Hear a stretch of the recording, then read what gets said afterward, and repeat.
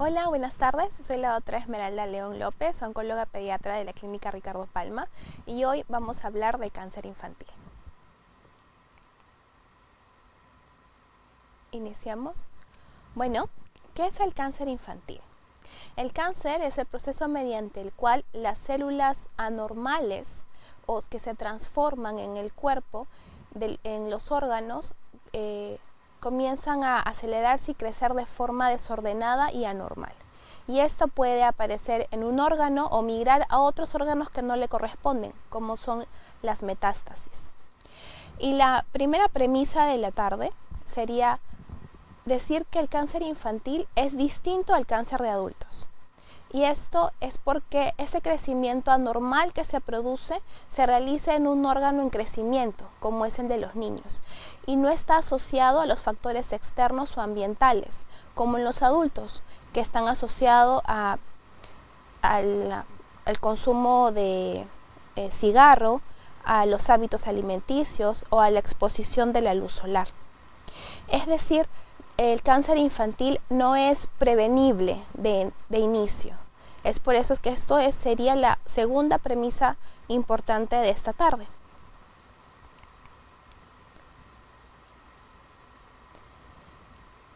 Si bien es cierto, el cáncer infantil es poco frecuente, solo representa el 3% de todas las enfermedades.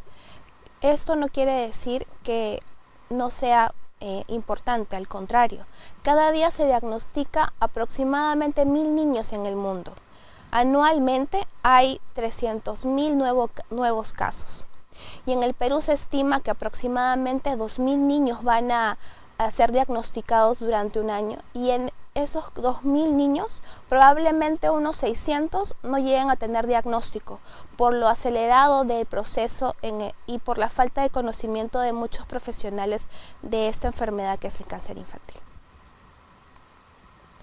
Y como yo hablaba de la importancia, el cáncer infantil es la segunda causa de muerte en niños, después de los accidentes.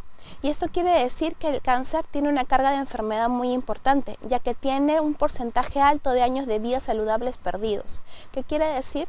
Que un niño al fallecer por este diagnóstico se le corta la vida y hace que estos años de vida saludables sean disminuidos.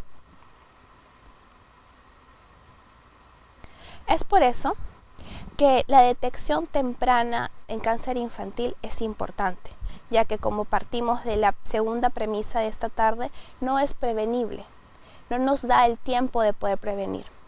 Entonces, al detectar tempranamente el cáncer infantil, contribuimos a disminuir la mortalidad, a disminuir las complicaciones, ya que nuestros tratamientos van a ser menos dañinos y menos complejos, incrementar nuestra tasa de curación y también disminuir a lo largo del tiempo las estancias hospitalarias y los gastos en salud, ya que vamos a gastar menos recursos en la salud. Y obviamente el impacto social y familiar va a ser menor.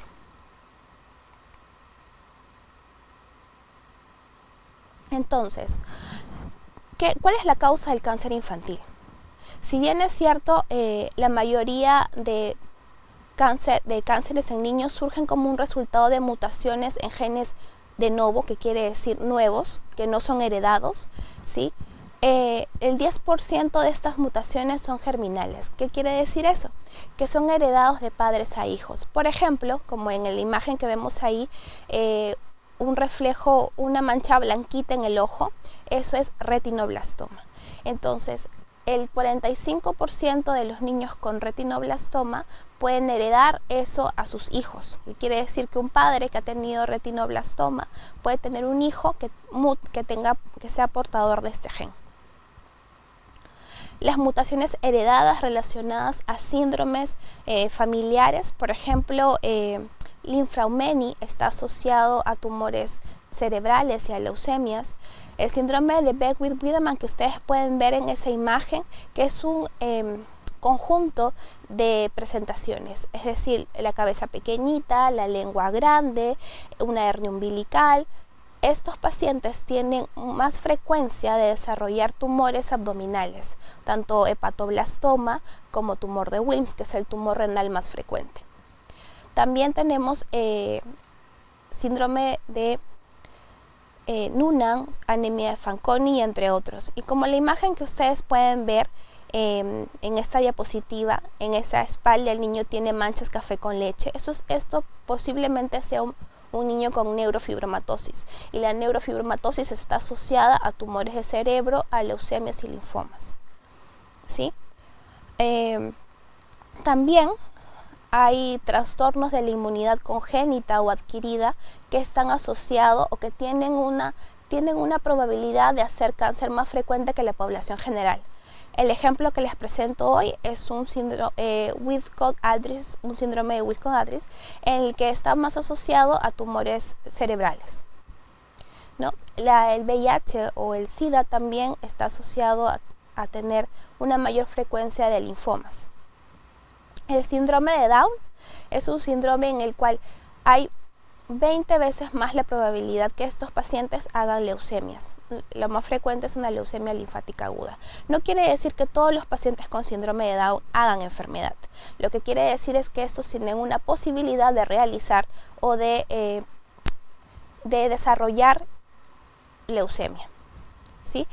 También existen agentes infecciosos que están asociados o relacionados al cáncer. El virus de papiloma humano, ¿no? El virus de hepatitis B y C, que está asociado a hepatocarcinoma en los niños, y virus de Epstein-Barr, que es la enfermedad del beso, que está asociado a ciertos tipos de linfomas. Como les mencioné, el cáncer infantil no es prevenible en la mayoría de los casos, pero en estos casos específicos la vacunación sí es importante, porque así evitamos que se desarrollen estos tipos de cáncer. Y por último, en los adultos, estas mutaciones génicas son a menudo resultado de una exposición a factores ambientales en el tiempo. Es decir, que estas mutaciones genéticas van a irse afectando en el tiempo cuando el paciente tenga un mal hábito de alimenticio, cuando tenga un consumo de tabaco excesivo, van a desarrollar estas mutaciones y las van a realizar, cosa que no tiene nada que ver con los niños. Entonces, yo sé que ustedes están preguntándose ahora, ¿cuándo sospechar un síndrome de cáncer hereditario? ¿Cuándo? Cuando mi hijo o mi familiar cercano, en la misma línea de la familia o de la familia del padre o de la madre, tiene cáncer, pero un cáncer temprano, es decir, menor de 20 años. O cuando hay 2 o más familiares cercanos que han tenido cáncer. O cuando hay tumores primarios múltiples en una sola persona, ¿no? O están asociados a un síndrome. También existe evidencia de una transmisión generacional, es decir, lesiones que pueden ser benignas en un inicio, tumoraciones como benignas que pueden afectarse de padres, hijos y abuelos, que en alguno de ellos puede desarrollarse ya tumoraciones malignas. Se llaman conversiones. Y bueno, ante todo esto, ¿cuál es el tipo de cáncer más frecuente? Es algo que ya lo respondí antes en la propaganda de esta exposición. El tipo de cáncer más frecuente es la leucemia. El 40% de todo el cáncer infantil es leucemia, seguido por un 10% de los tumores cerebrales y luego los linfomas. Posteriormente a ellos son los tumores óseos, neuroblastoma, retinoblastoma, en menor frecuencia pero de igual importancia. Esta información es de Globocan, del año hace 2 años, es lo más frecuente que tenemos. Y si bien es cierto, hay tumores muy frecuentes, lo bueno es que la leucemia con el tiempo tiene una sobrevida mucho mayor, ¿no? Existen tipos de cánceres que lamentablemente tienen una letalidad alta hasta el momento, pero se sigue haciendo estudios para que esto vaya mejorando, ¿no? Y sobre todo con el conocimiento y el avance de las enfermedades pueden mejorar estas cifras. Bien, Entonces, ¿cuáles son los signos y síntomas de alerta para la detección temprana del cáncer infantil? Los signos son lo que observamos, lo que podemos mirar. Entonces, una mancha blanca en la pupila o una desviación del ojo al momento de la mirada, o pacientes que miraban bien y que luego pues se desvían, eso se llama estrabismo. Eso puede ser un signo de alarma. Palidez, una palidez marcada y progresiva. Tumoraciones, ganglios que son duros, de más de 2 centímetros, de más de 2 semanas, que frecuentemente aparecen en el cuello, en la ingle o en la axila, que usualmente no duelen y no tienen signos de infección. Eso puede ser un signo, eso es un signo de alerta. Fiebre, una fiebre marcada, más de 7 días. Aumento del volumen abdominal. Ahora en verano vamos con los niños a la playa. Podemos ver que todos los niños pequeñitos son un poco de barrigoncitos, pero de repente encontramos que el niño pues tiene el volumen de la barriguita aumenta y aumenta y aumenta y decimos, ¿qué pasa? Eso no es normal. Tenemos que acudir a un especialista para que lo examine. El aumento del volumen del cuerpo en alguna parte del cuerpo. Tumoraciones en los brazos, en la cabeza, en las piernas. Eso no es normal y nos tiene que alertar de inmediato. También moretones, ¿no? Es frecuente que los niños se golpeen y se realicen moretones en zonas de exposición, es decir, piernas y brazos, pero de repente no está asociado un golpe o las petequias, que son los puntitos morados en la piel. Eso nos tiene que dar una alerta. Quizás no sea cáncer, quizás sean otras causas, pero igual es importante desarrollar y examinar ese niño para saber qué es lo que tiene. Y bueno, sangrado de la nariz y encías, obviamente eso está relacionado a algún problema hematológico y que tenemos que examinarlo. Y los síntomas es lo que nos cuentan los pacientes. Entonces tenemos a un niño que nos cuenta muchas cosas, pero un adolescente que quizás ya no es más reservado, que ya no cuenta mucho. Entonces tenemos que ahondar en esto.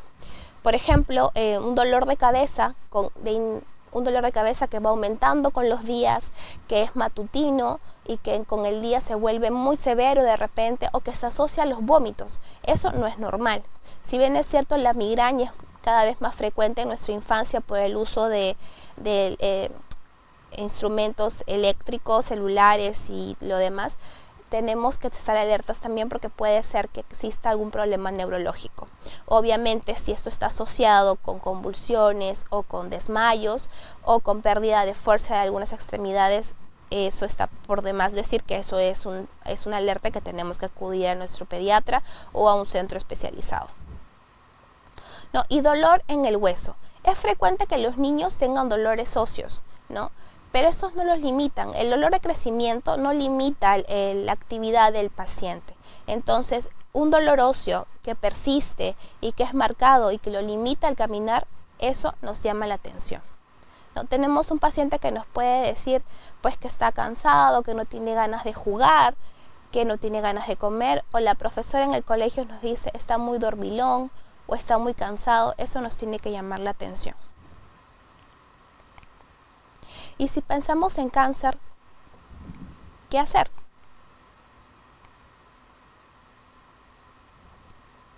Pues acudir a un centro médico especializado, a un pediatra o al oncólogo pediatra para poder hacer una historia clínica exhaustiva. Es importante definir qué edad tiene el paciente, cuáles son sus síntomas asociados y el examen físico va a ser lo primordial. Si tenemos un niño de 2 años que vomita, que tiene dolor de cabeza y que pues, posteriormente a ello comienza a sangrar por la nariz o por las encías, pues probablemente estemos ante un cuadro de cáncer infantil. Entonces tenemos que evaluarlo. Y el tratamiento. El tratamiento siempre estas tres herramientas que tenemos en esta diapositiva, que es la radioterapia, la cirugía y la quimioterapia, son las bases fundamentales de un tratamiento oncológico, ¿no? Pero con el tiempo y con el avance del conocimiento de la enfermedad, hemos venido a tener un tratamiento más individualizado. Y esto nos lleva a ampliar nuestros rangos de tratamiento, un tratamiento multidisciplinario. ¿Qué quiere decir? Quimioterapia, cirugía, radioterapia, terapia inmunológica o molecular y el trasplante. Tenemos dos tipos de quimioterapia, ¿no? Actualmente. La terapia o inmunoterapia, que activan el sistema inmunológico con células diana para estimular a nuestro cuerpo a defender a cierto tipo de células, ¿no? Que son los soldaditos específicos para defender contra ciertas células que están anormales, o quimioterapias que van a inhibir o bloquear esas células que están afectadas. Entonces, también tenemos cirugía, que es la mayoría de cáncer o tumores es lo más importante. Por ejemplo, un tumor óseo que hace 20 años tenía que ser una cirugía muy radical en la cual el paciente perdía algún miembro afectado. El día de hoy, con quimioterapia primero para reducir el tumor, hace que esa cirugía radical se convierta en una cirugía conservadora y el paciente pueda conservar el órgano afectado y pueda curarse. La radioterapia lo que hace es consolidar en las lesiones, en la región localizada, frecuentemente después de la cirugía, para poder tener un mayor éxito en el tratamiento en algunos tipos de cáncer. La inmunoterapia, que es, como le decía, ya terapias moleculares, a la mano, que ahora tenemos ya diagnósticos patológicos más específicos y más claros gracias al genoma. Y por último, el trasplante, ¿no? Tenemos pacientes que tienen tumores extensos por el cual tienen que perder dichos órganos, como el hígado o el riñón. Gracias al trasplante, y que cada vez más hay más donantes, se puede salvar más vidas, y estos pacientes sin enfermedad, controlando su enfermedad y habiendo un trasplante de hígado o de riñón, pues pueden seguir con su vida completamente normal. Además que el trasplante de médula ósea es lo fundamental para cierto tipo de leucemias, ¿no?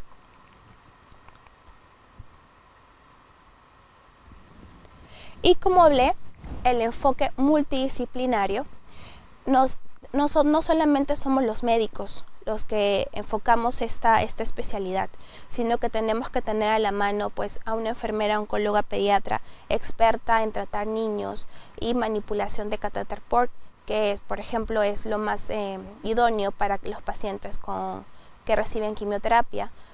Tenemos un amplio espectro de edades, ¿no? Lactantes, preescolares, escolares, adolescentes, y en cada uno de ellos se tiene que introducir con psicología especializada en cáncer, para que ellos sientan menos el contraste de tener unas sesiones de quimioterapia o tratamientos prolongados. Obviamente nutrición y sobre todo rehabilitación. Las terapias son importantes porque el tiempo es de los niños, es decir, tenemos que saber que cuando el niño nos dice no quiero comer, quiero jugar, no quiero que me pongas esto, y esperar, ¿no? Una atención centralizada en el niño para evitar su sufrimiento. Y obviamente el equipo de paliativos, que si bien es cierto, se piensa que paliativos es para el final de la enfermedad, no es cierto. El equipo de paliativo acompaña al paciente desde el diagnóstico de enfermedad.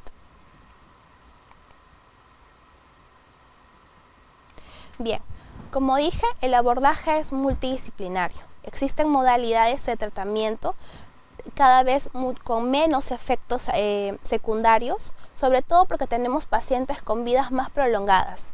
Entonces, al vivir más, tenemos que ser menos lesivos con el tratamiento, ¿no? Ya que el paciente va a crecer y desarrollarse en la sociedad. Y sobre todo, hay factores definitivos en la mejoría de estos pacientes, que son la constancia en el tratamiento y la educación familiar. Y por último, la comunicación es el elemento clave cuando se suministra el diagnóstico. Es algo que ningún padre desea escuchar, pero que antes se pensaba que no era curable. Lo primero que tiene que saber un padre con el diagnóstico de un niño con cáncer es que el cáncer es curable y que si se detecta más a tiempo, pues mejor, porque va a ser menos dañino para él y con mejores éxitos en su curación, ¿no? El cáncer infantil es una enfermedad familiar que amerita un tratamiento óptimo con un equipo multidisciplinario, como ya lo mencioné. El objetivo es mantener la excelencia en esta rama tan compleja como es la oncología en general y sobre todo y en particular la infantil. Gracias. Ahora vamos a responder algunas preguntas.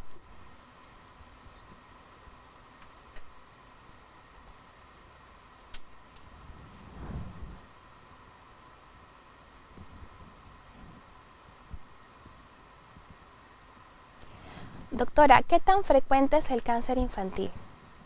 Bueno, el cáncer infantil no es muy frecuente. Es del 3 al 6% de todas las enfermedades. El cáncer más frecuente que hay es la leucemia y esta es curable. Doctora, ¿cuáles podrían ser los exámenes que mi niño podría realizarse de rutina para descartar cáncer infantil? Como mencioné, el gran grupo de cánceres en los niños no es prevenible, pero si tu niño tiene algún cuadro que en su control de crecimiento y desarrollo, podríamos hacer exámenes de seguimiento. Es decir, hay pacientes que tienen ciertas predisposiciones a tener cáncer infantil y en ellos son los que nosotros hacemos un seguimiento de acuerdo al tipo cada 3 meses o cada 6 meses para poder estar alerta si es que aparece algún cuadro inicial de cáncer. Doctora, entonces, ¿cómo se podría prevenir esta enfermedad si quizás hay un tema hereditario por algún familiar? Bueno, por eso es importante el examen clínico y la historia clínica.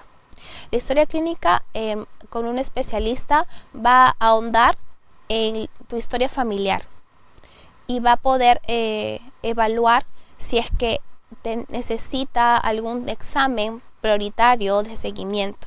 Como expliqué, lo más frecuente que tenemos son síndromes hereditarios, por ejemplo, síndrome de Down, síndrome de Noonan, síndrome de Linfraumeni, que quizás los nombres son un poco raros, pero estos pacientes tienden a hacer más cáncer o con más frecuencia que la población en general. Si bien es cierto, hay oportunidades en que se realizan, por ejemplo, un hemograma para ver cómo está, pero si el hemograma presenta anemia, se tiene que evaluar, porque no todas las anemias solo se tratan con hierro, sino que de repente tenemos que examinarlo un poco más. Doctora, ¿el cáncer también se da en los bebés dentro del vientre? Sí, porque hay cierto componente hereditario, es decir, si tenemos este componente y la madre está expuesta o puede estar, como no, pero está expuesta a ciertos factores, el bebé puede desarrollar esta predisposición que tenía para desarrollar cáncer, la puede realizar en el vientre, ¿no? Como por ejemplo, exponerse a los rayos X, ¿no? Eso puede estar asociado a quizás un poco más de frecuencia de cáncer. Doctora, buenas tardes. Doctora, ¿qué opina del muérdago como tratamiento del cáncer? Bueno, el muérdago es algo que está hace poco en adultos. En niños sé que hay pocos niños que han demostrado, que están recibiendo el tratamiento. Aún no hay estudios prolongados como para decir que son científicamente eficaces para el tratamiento, pero sé que lo dan en pacientes que ya han recibido líneas de tratamiento y estas no son efectivas. Y hasta el momento están en evaluación.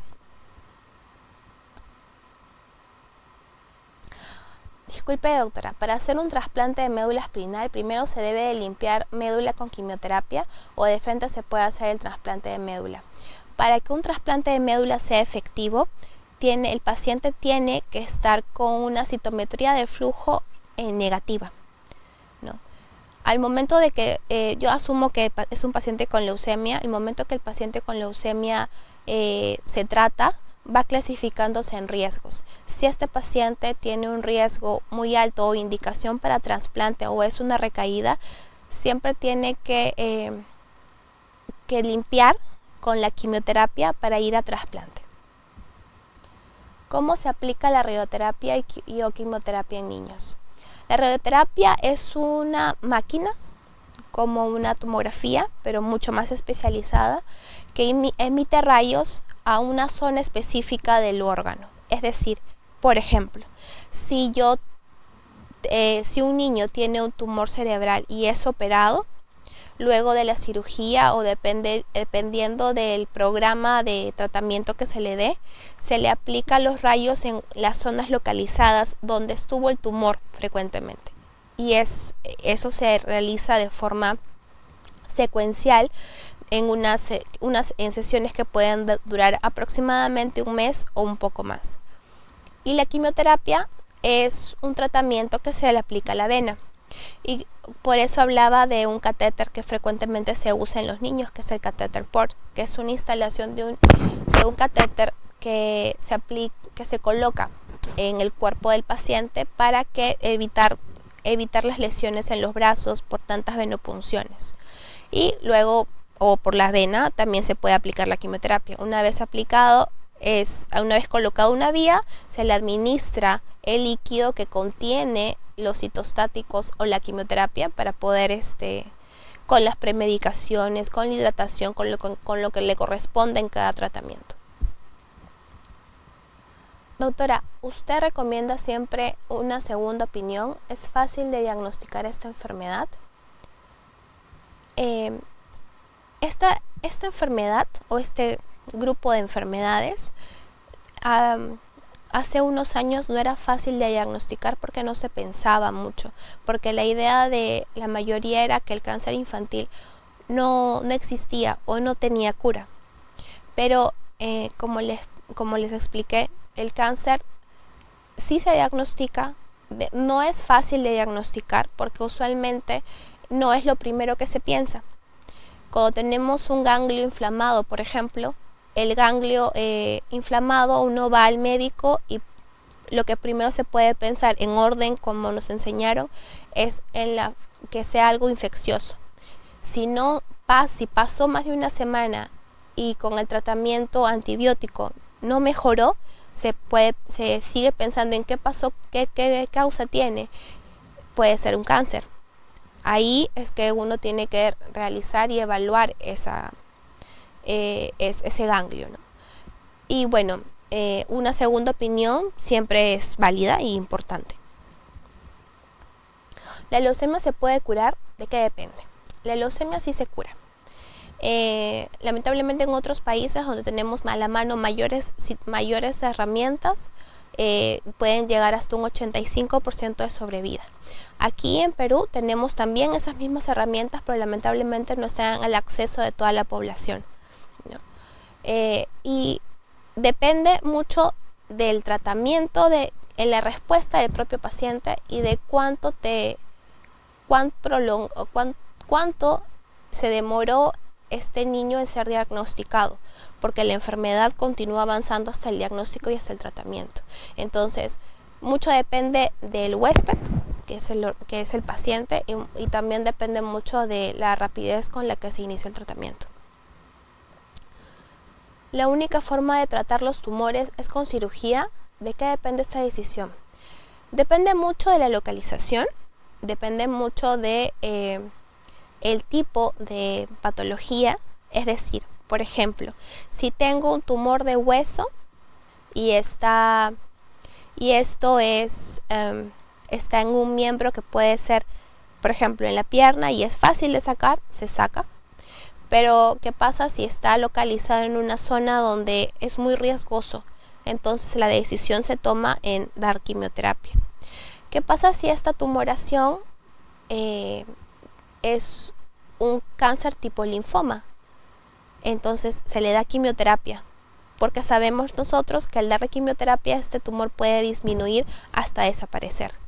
Entonces mucho depende de qué cáncer es, porque es muy variado todo, y también depende de la localización del tumor. Y para el posible tratamiento de las leucemias infantiles, ¿usted recomendaría preservar las células de cordón como una alternativa o no? Ya que se ve mucho debate respecto a eso. Sí, eso es muy debatible, porque depende mucho de la edad en el diagnóstico, porque no es lo mismo un niño de 2 años a un adolescente de 15 años, y también depende mucho de la forma de preservación. Me refiero por la cantidad de cordón que ésta se ha utilizado, se ha preservado. El tiempo de los tratamientos varía dependiendo de la edad del niño, desde cuándo se puede empezar con el tratamiento. El tratamiento se debe de empezar ni bien tengamos el diagnóstico. Y el tratamiento sí varía dependiendo, el tiempo del tratamiento varía, dependiendo de, por ejemplo, de la gravedad. Otro punto que no les he explicado es que el tipo de cáncer tiene estadios y niveles. El estadio 1 frecuentemente es el que tiene el más localizado, el más pequeño, y el estadio 4 usualmente es el más con mayor extensión o cuando afectan más órganos. Entonces, teniendo un estadio 1, el tratamiento va a ser menor, vamos a usar menos drogas o vamos a afianzarnos de menores tratamientos. En cambio, un estadio 4 lo vamos a usar más drogas, esto va a ser más prolongado y quizás utilicemos otras herramientas adicionales. Entonces, eso también varía. Bueno, quisiera agradecer la participación e invitar a la especialidad de oncología pediátrica de la clínica Ricardo Palma. Los espero en el consultorio para absolver todas sus dudas y cualquier consulta que quieran realizar. Gracias.